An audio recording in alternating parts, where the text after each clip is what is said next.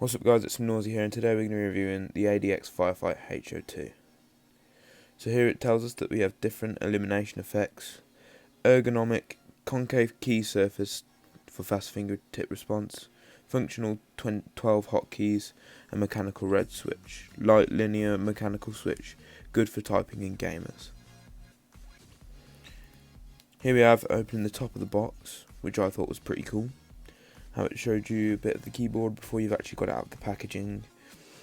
Not only does it tell us what it is on the front, it gives us a bit of more of an insight on what it looks like on the outer side of the packaging.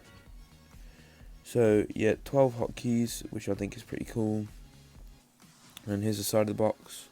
And now we're just going to get into unboxing.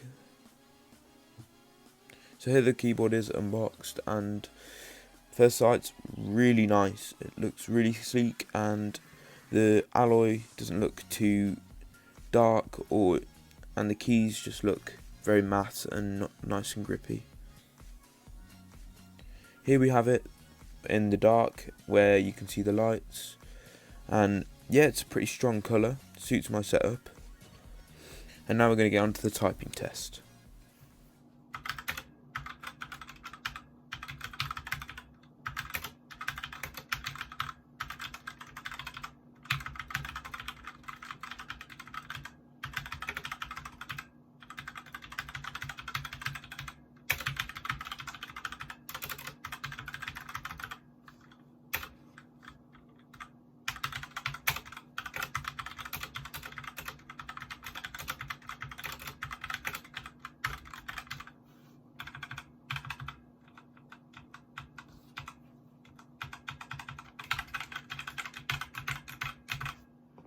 I think the keyboard sounds really nice, but okay, so now here we have the different lighting settings.